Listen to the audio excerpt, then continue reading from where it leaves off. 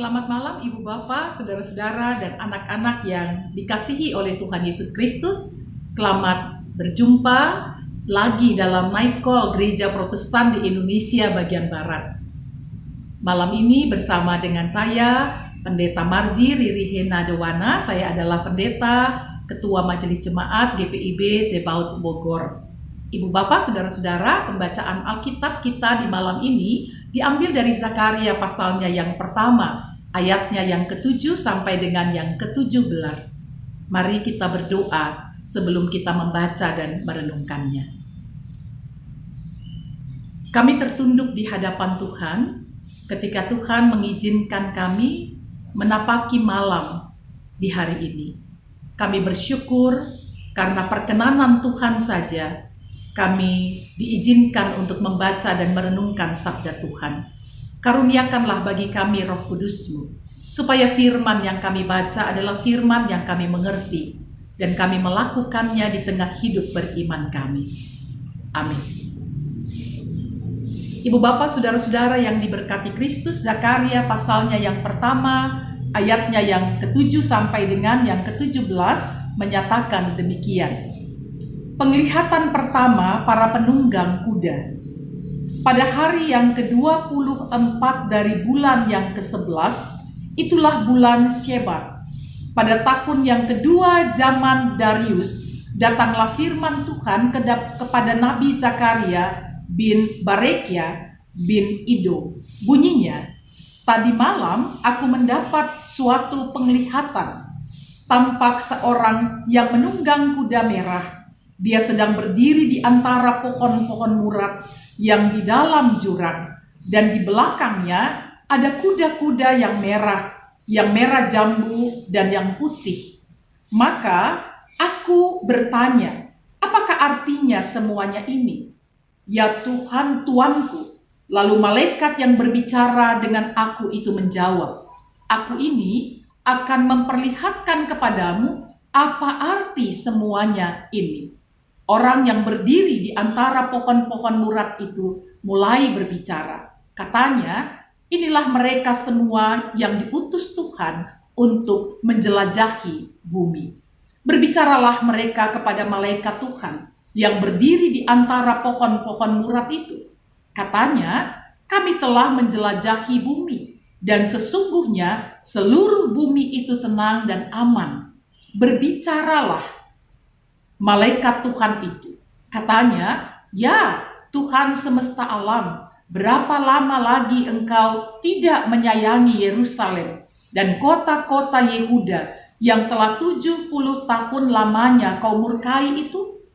Lalu kepada malaikat yang berbicara dengan aku itu, Tuhan menjawab dengan kata-kata yang ramah dan yang menghiburkan. Berkatalah kepadaku malaikat yang berbicara dengan aku itu, serukanlah ini. Beginilah firman Tuhan semesta alam.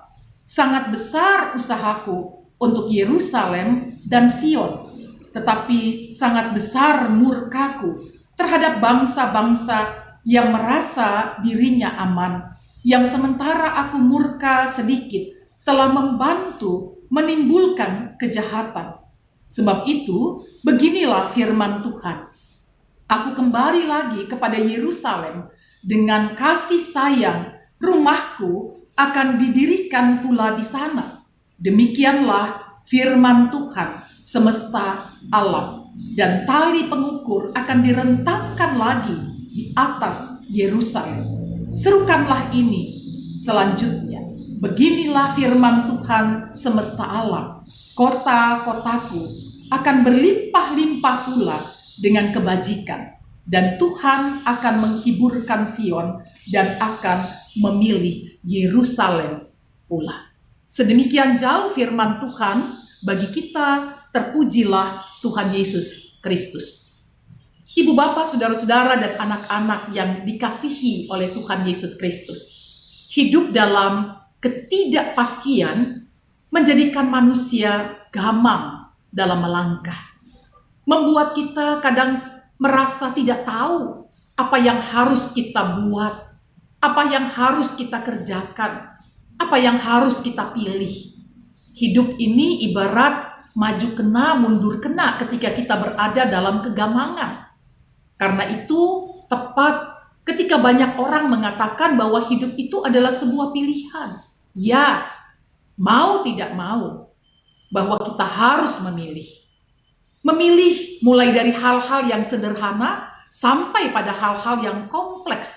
Dari kita mulai bangun tidur sampai kita tertidur di malam hari. Hidup adalah sebuah pilihan.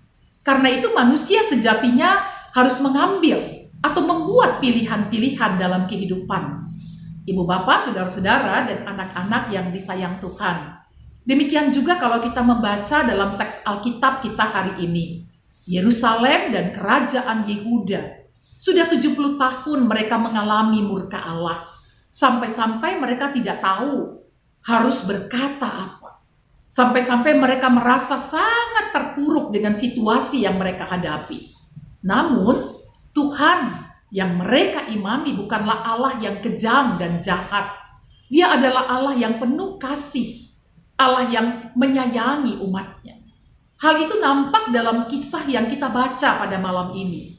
Saudara-saudara, ibu bapa dan anak-anakku yang dikasihi Tuhan, Nabi Zakaria memberanikan umat Allah atau Israel untuk bertobat, untuk meneruskan pembangunan rumah Tuhan. Apa yang dilakukan oleh Nabi Zakaria adalah sebuah dorongan pertobatan atau pembaharuan hidup di tengah realitas keprihatinan yang amat sangat yang mereka rasakan.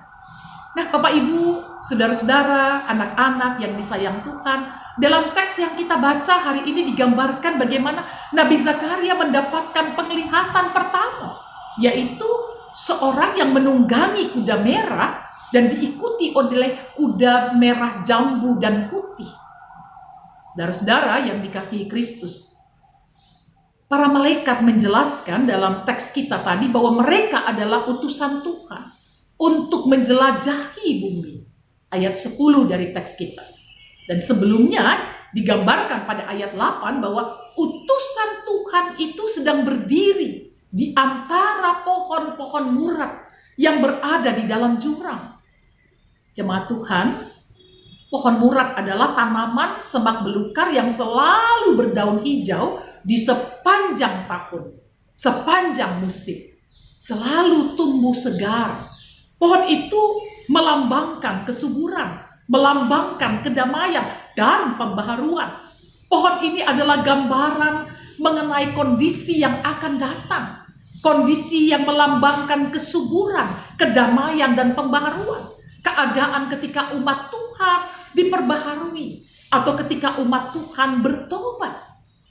Jemaat yang diberkati Kristus, penunggang kuda tadi adalah utusan Tuhan untuk menjelajahi bumi dan melaporkan tentang kondisi bumi yang digambarkan tenang dan aman. Kondisi yang terjadi pasca kalau umat mengalami pertobatan, pembaharuan yang dari Tuhan. Walaupun demikian, ibu bapak saudara-saudara, malaikat bertanya kepada Tuhan mengenai waktu pemulihan bagi Yerusalem yang telah lama dimurkai oleh Tuhan itu. Ayat 12 kita baca menggambarkan realitas yang bertentangan dengan apa yang menjadi penglihatan. Penglihatan yang baik tadi yang digambarkan pada ayat-ayat awal yang kita baca itu ternyata bertentangan dengan apa yang mereka alami, realitas yang mereka hadapi. Dan pertanyaan itu, ibu bapak saudara-saudara, dijawab oleh Tuhan dengan kata-kata yang ramah dan menghibur. Untuk apa yang akan dilakukan Tuhan bagi bangsanya. Ayatnya yang ke-13 mengatakan, lalu kepada malaikat yang berbicara dengan aku itu, Tuhan menjawab dengan kata-kata yang ramah dan menghiburkan. Ibu bapak yang dikasihi Kristus, akan tetapi Tuhan sangat marah kepada bangsa-bangsa yang merasa dirinya aman, atau kepada bangsa-bangsa yang merasa dirinya baik-baik saja walaupun kenyataan hidupnya tidaklah demikian. Ayatnya yang ke-15 dari teks kita mengatakan demikian. Tetapi kemarahan Tuhan tidak berarti bahwa rasa sayang Tuhan hilang kepada umatnya. Kasih-Nya lah yang membuat Dia berjanji kembali kepada umat-Nya dan mendirikannya rumah-Nya di Yerusalem, mendirikan rumah-Nya di kota Yerusalem. Artinya pembaharuan umat Tuhan terjadi melalui pembangunan kembali bait suci, bait Allah di Yerusalem. Bahkan pada ayat yang ke-17 digambarkan, Ia akan menghiburkan Sion dan menyatakan pilihannya atas Yerusalem. Nah, ibu bapak, saudara-saudara, dan anak-anak yang dikasihi oleh Tuhan Yesus Kristus, kalau kita membaca teks Alkitab hari ini, pertanyaan reflektif yang selalu harus kita jawab ketika kita merenungkan firman Tuhan adalah, apa makna teks firman Tuhan ini bagi saudara dan saya? Apa maknanya di tengah-tengah perjalanan hidup kita?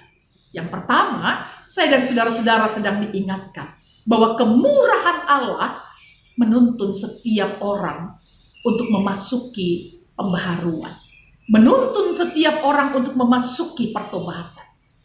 Jemaat Tuhan, tetapi manusia kerap kali mengeraskan hati untuk tidak mau dibaharui. Mengeraskan hati untuk tidak mau bertobat. Segala sesuatunya jelas bagi setiap manusia. Sebenarnya suara Tuhan yang menuntun kita untuk memasuki pembaharuan hidup. Hanya tinggal bagaimana pilihan hidup kita. Mana yang kita pilih? Pembaharuan, pertobatan, atau tetap tinggal dalam murka dan geram Allah? Kadang kita berharap bahkan mendorong orang lain untuk membaharui diri, untuk bertobat. Tetapi kita sendiri enggan untuk berubah. Kita sendiri enggan untuk melakukan pertobatan. Bahkan menikmati hidup dalam dosa karena kepentingan pribadi, kepentingan kelompok maupun golongan. Kita kerap kali menyampaikan, menasihati, menuntun orang lain untuk berubah. Tetapi kita sendiri kerap kali hidup menikmati dalam kancah dosa. Hidup dalam kebiasaan-kebiasaan yang lama, yang mendukakan Tuhan. Tapi juga kerap kali mendukakan sesama kita. Orang-orang yang dihadirkan Tuhan ada di sekitar kita. Jemaat Tuhan, ibu bapak, saudara-saudara, dan anak-anakku yang disayang Tuhan. Sesungguhnya Tuhan sedang mempersiapkan kita dengan caranya sendiri untuk masuk dalam etape-etape kehidupan. Beragam pengalaman adalah cara Tuhan agar saya dan saudara-saudara siap untuk menghadapi dan menyelesaikan apapun pengalaman yang diperkenankan Tuhan kita hadapi, kita rasakan dengan baik dan benar. Semua kita dipanggil untuk tidak menyia-nyiakan kesempatan hidup, karunia Tuhan untuk hidup tidak bertanggung jawab di setiap etape, tapi justru untuk hidup dalam tanggung jawab yang penuh dalam setiap etape hidup kita. Senang, susah, suka, duka. Tapi kita dipersiapkan tuh untuk menyelesaikan setiap persoalan, setiap pergumulan, tapi juga setiap pengalaman yang menggembirakan itu dengan baik dan benar dalam perjalanan hidup kita. Bapak, Ibu, saudara-saudara, dan anak-anakku yang dikasihi Tuhan, teks hari ini juga mengingatkan kita bahwa kemurahan dan kepedulian Allah yang kita terima sampai dengan saat ini harusnya juga mewujud dalam kemurahan dan kepedulian kita terhadap sesama yang sedang meratap di beragam bencana yang sedang kita hadapi hari-hari ini. Dunia sedang meratap, Indonesia sedang meratap karena bencana alam, karena bencana non-alam, karena bencana kemanusiaan yang masih saja kita hadapi di tengah-tengah perjalanan hidup kita. Jemaat yang diberkati Kristus, di tengah-tengah kondisi seperti ini, ada banyak orang yang kehilangan harap dan tertekan karena banyaknya masalah kehidupan. Bagaimana dengan kita? Kemurahan dan kepedulian Allah yang kerap kali kita terima harusnya juga mewujud pada kemurahan dan kepedulian kita terhadap orang-orang yang ada di sekitar kita. Ada banyak orang yang susah. Kita mungkin susah, tapi ada orang lain yang mungkin lebih susah dari kita. Kita mungkin sedang berhadapan dengan berbagai macam keterpurukan hidup, tapi ada banyak orang yang mungkin sudah lebih terpuruk dari kita kehidupan. Karena itu, bagaimana dengan kita? Apakah kepedulian Allah dan kemurahan hati Allah mewujud dalam kepedulian kita dan kemurahan hati kita juga pada sesama? Tantangan-tantangan kehidupan di tengah pandemi COVID-19 ini tidak seharusnya menjadi peta buruk di tengah-tengah perjalanan hidup kita, tetapi menjadi peluang bagi kita untuk menceritakan kemurahan dan kepedulian Allah pada sesama kita.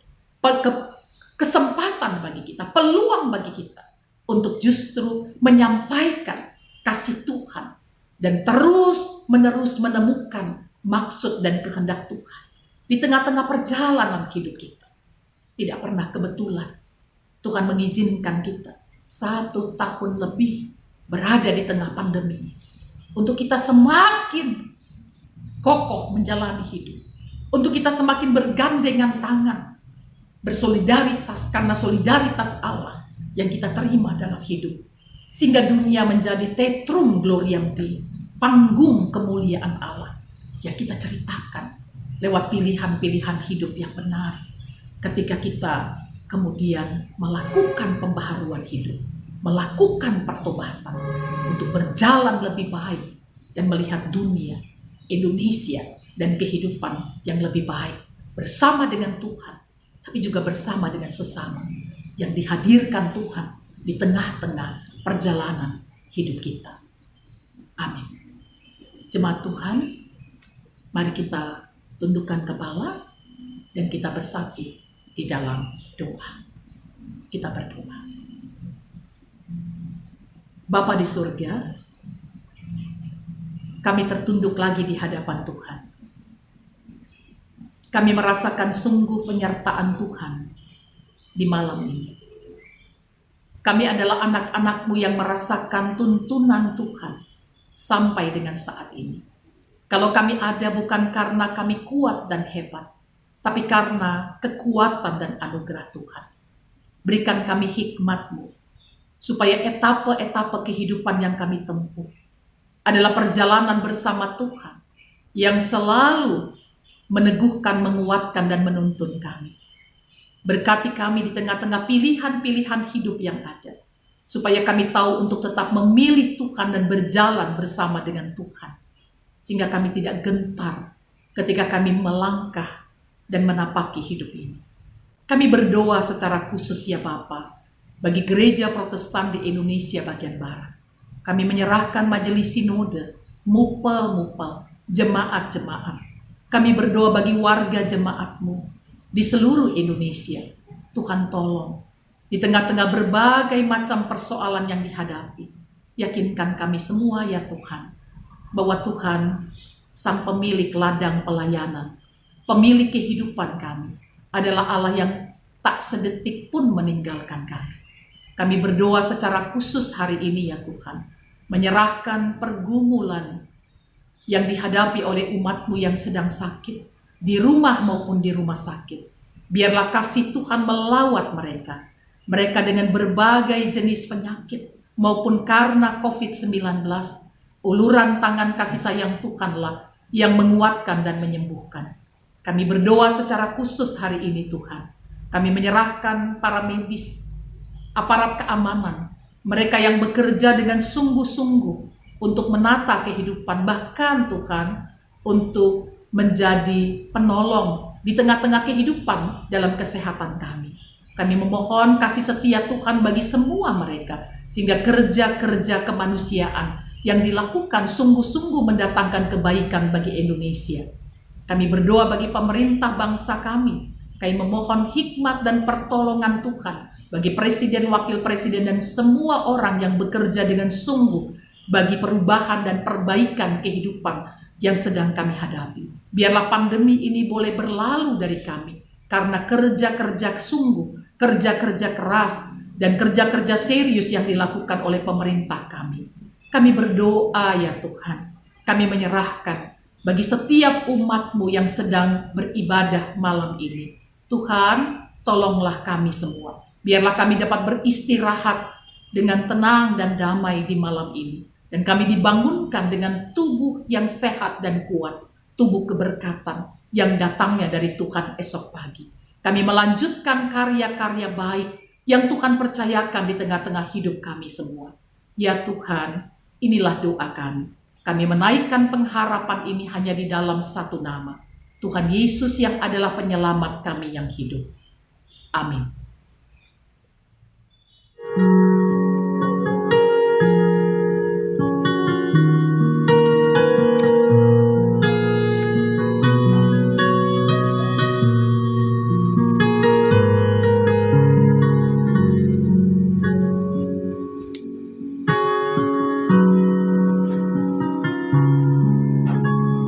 Tak terbatas kuasa-Mu, Tuhan. Semua dapat Kau lakukan. Apa yang kelihatan mustahil bagiku, itu sangat mungkin bagimu. Di saat ku tak berdaya, kuasa-Mu yang sempurna. Ketika ku percaya, mukjizat itu nyata, bukan karena kekuatan, namun Roh-Mu ya Tuhan. Ketika ku berdoa, mukjizat itu nyata.